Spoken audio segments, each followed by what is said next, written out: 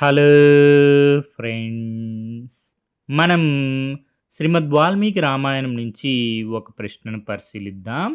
Question ఏంటంటే, when Lakshmana furiously stomps into Kishkindha because Sugriva seemingly delayed the సచ్ operations for Sita, who step forward to calm him down. సుగ్రీవుడు సీతాన్వేషణను ఆలస్యం చేస్తున్నాడు అనిపించి లక్ష్మణుడు కోపంతో కిష్కిందకు రావడం జరుగుతుంది. అప్పుడు ఎవరు లక్ష్మణుణ్ణి శాంతపరచడానికి ముందుకు వచ్చారు అని చెప్పి ప్రశ్న అడుగుతున్నారు. ఆప్షన్స్ వచ్చి సుగ్రీవ, హనుమాన్, తార, రుమ.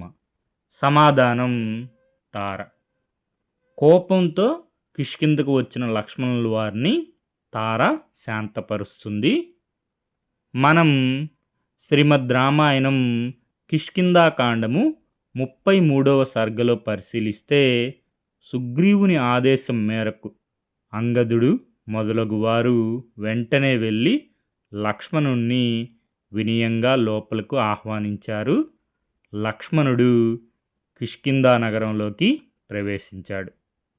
లక్ష్మణుని చూచి వానరులందరూ భక్తితో నమస్కరించారు. లక్ష్మణి మొహంలో కోపాన్ని చూచి వానరులు భయంగా దూరంగా నిలబడ్డారు.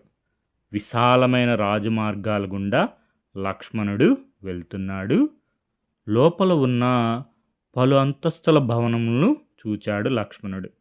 రాజ్య మార్గంలో వెళ్తూ అంగదుడు, మైందుడు, ద్విదుడు, గవయుడు, గవాక్షుడు, గజుడు, శరభుడు, విద్యున్మాలి, సంపాతి, సూర్యాక్షుడు, హనుమంతుడు, వీరబాహుడు, సుబాహుడు, నలుడు, కుముదుడు, సుషేనుడు, తారుడు, జాంబవంతుడు, దాదీవక్రుడు, నీలుడు, సుపాటులుడు, సునేత్రుడు మొదలగు వానర వీరుల గృహములను చూచాడు లక్ష్మణుడు.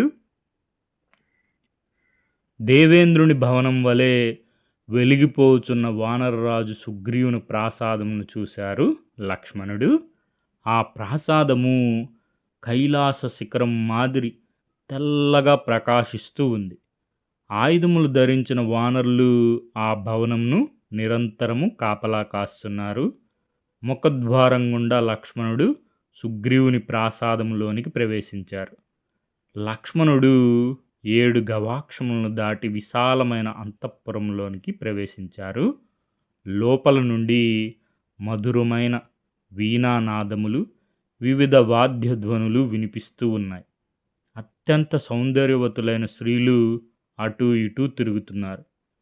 అందుకని లక్ష్మణుడు వెళ్ళి కాస్త దూరంగా నిలబడ్డాడు. తన ధనస్సును ఎక్కుపెట్టి వింటినారిని మ్రోగించాడు.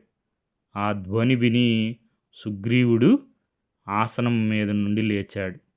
లక్ష్మణుడు వచ్చాడని తెలుసుకున్నాడు. పక్కనే ఉన్న తారతో ఇలా అన్నాడు. ఓ తార, సాధారణంగా శాంత స్వభావుడైన లక్ష్మణుడు ఎందుకో కోపంగా ఉన్నాడు. దీనికి కారణమేమి? సాధారణంగా లక్ష్మణునికి అకారణంగా కోపం రాదు కదా. లక్ష్మణుని పట్ల మనం ఏమి అపరాధం చేశాం? నీవు ఆలోచించి చెప్పు. లేకపోతే నీవు స్వయంగా వెళ్ళి లక్ష్మణుడితో అనునయంగా మాట్లాడి ఆయన కోప కారణం తెలుసుకో. సాధారణంగా ఎంతో కోపంలో ఉన్న మానవులు స్త్రీలను చూడగానే శాంతము వహిస్తారు కదా. ముందు నువ్వు వెళ్ళి లక్ష్మణుణ్ణి శాంతపరచు. లక్ష్మణుడు ప్రసన్నుడైన తర్వాత నేను వెళ్ళి లక్ష్మణునితో మాట్లాడుతాను అని తారతో అన్నాడు సుగ్రీవుడు. అప్పుడు తార లక్ష్మణుని వద్దకు వెళ్ళింది. తారను చూడగానే లక్ష్మణుని కోపం తగ్గిపోయింది. ఆమె ముందు తల వంచుకొని వినయంగా నిలబడ్డాడు లక్ష్మణుడు. తార ఆయనతో ఇలా అంది. ఓ రాజకుమారా, నీ కోపమునకు కారణమేమి? ఇక్కడ నీకు ఎవరు ఎదురు చెప్పారు? నీ ఆజ్ఞను ధిక్కరించిన వాడు ఎవరు అని సూటిగా అడిగింది. అప్పుడు లక్ష్మణుడు తారతో ఇలా అన్నారు. నీ భర్త అయిన సుగ్రీవుడు ధర్మమును విడిచి కామభోగాల్లో ఎందుకు మునిగి తేలుతున్నాడు? ఆయన చేసిన తప్పు నీకు తెలియడం లేదా?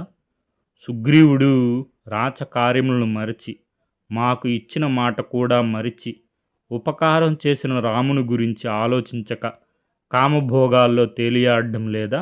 అది నీకు తెలియదా? సుగ్రీవుడు మాకు 4 మాసముల వ్యవధి కావాలని అడిగాడు. ఆ 4 మాసములు పూర్తి అయిన విషయం కూడా సుగ్రీవునికి గుర్తులేదు. అవునా?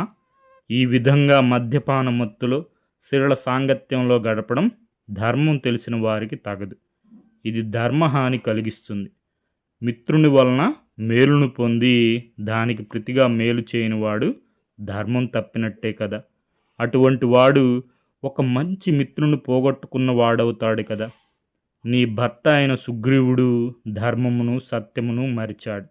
ప్రస్తుతం ఇది విషయం. ఇప్పుడు ఏం చేయాలో నువ్వే చెప్పు అని అన్నాడు లక్ష్మణుడు తారతో.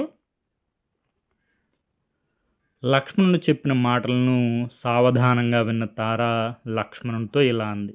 రాజకుమారా, దయచేసి కోపం తెచ్చుకోకు. ఇది కోపానికి సమయం కాదు. కార్యసాధకులకు కోపం పనికిరాదు. నీ వంటి గుణవంతుడు గుణహీనుడైన సుగ్రీవుని పట్ల కోపం తెచ్చుకోవచ్చునా? సుగ్రీవుడు మీ పట్ల అపరాధం చేశాడు. దానిని మీరు సహించండి. రాముడు కోపం గురించి నాకు బాగా తెలుసు. మేము చేసిన అపరాధం గురించి మాకు తెలుసు. దానికి ఏం చేయాలో కూడా మాకు తెలుసు. ఓ రాజకుమారా, మన్మధుడు ఎంత బలవంతుడో నీకు తెలుసు. సుగ్రీవుడు ఆ మన్మథ బాణములకు చిక్కుకొని కామసుఖాల్లో మునిగి తేలుతున్నాడు. అది కూడా నాకు తెలుసు. కామాసక్తుడైన వాడికి ధర్మం గురించి పట్టించుకోడు కదా.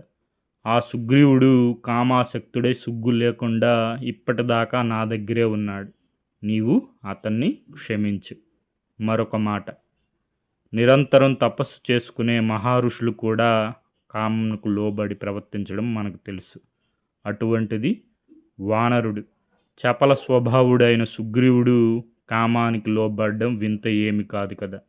ఓ రాజకుమారా, అసలు విషయం ఏమిటంటే సుగ్రీవుడు ఎంత కామాసక్తుడైన తన కర్తవ్యంను పాలించాడు. వానాకాలం ముగియగానే మీ కార్యం సాధించుటకు వానరులను సమీకరించడానికి వార్తాహారులను నలుదిక్కులకు పంపాడు. కాబట్టి నీవు అంతఃపురములకు వచ్చి సుగ్రీవునితో మాట్లాడు అని లక్ష్మణుణ్ణి సవినయంగా అంతఃపురంలోనికి ఆహ్వానించింది తార. తార ఆహ్వానమును మన్నించి లక్ష్మణుడు సుగ్రీవుని అంతఃపురంలోకి ప్రవేశించారు.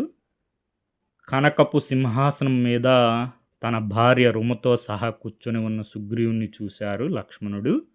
సుగ్రీవునికి ధనుర్బాణాలు ధరించిన లక్ష్మణుడు దండధారుడైన యముడి మాదిరి కనపడ్డారు. ఈ వృత్తాంతం మనకి శ్రీమద్ రామాయణం కిష్కింధాకాండము 33వ సర్గలో ఉంటుంది. మూలం శ్రీమద్ రామాయణం కిష్కింధాకాండము తేట తెలుగులో మొదలి వెంకట సుబ్రహ్మణ్యం గారు. Okay friends, thank you for watching.